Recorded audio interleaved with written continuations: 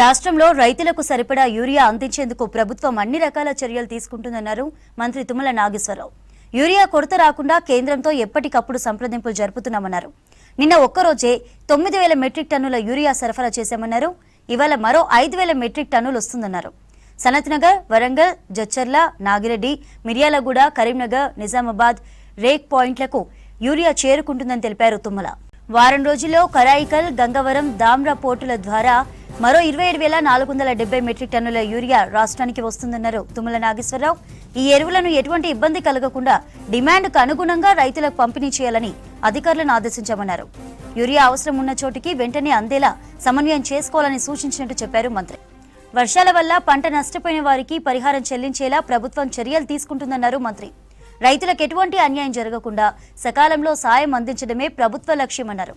ఇందుకోసం పంట నష్టం సర్వేను వేగంగా పూర్తి చేసి 5 రోజుల్లో నివేదిక ఇవ్వాలని అధికారులను ఆదేశించామన్నారు.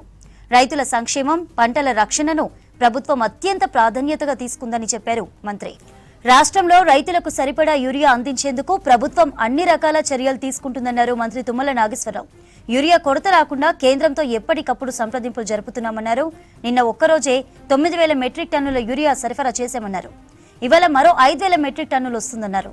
సనత్ నగర్, వరంగల్, జడ్చర్ల, నాగిరెడ్డి, మిర్యాలగూడ, కరీంనగర్, నిజామాబాద్ రేక్ పాయింట్లకు యూరియా చేరుకుంటుందని చెప్పారు తుమ్మల.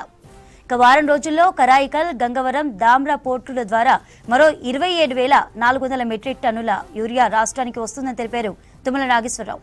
ఈ ఎరువులను ఎటువంటి ఇబ్బంది కలగకుండా డిమాండ్కు అనుగుణంగా రైతులకు పంపిణీ చేయాలని అధికారులను ఆదేశించామన్నారు. యూరియా అవసరం ఉన్న చోటికి వెంటనే అందేలా సమన్వయం చేసుకోవాలని సూచించినట్టు చెప్పారు మంత్రి. వర్షాల వల్ల పంట నష్టపోయిన వారికి పరిహారం చెల్లించేలా ప్రభుత్వం చర్యలు తీసుకుంటుందన్నారు మంత్రి తుమ్మల.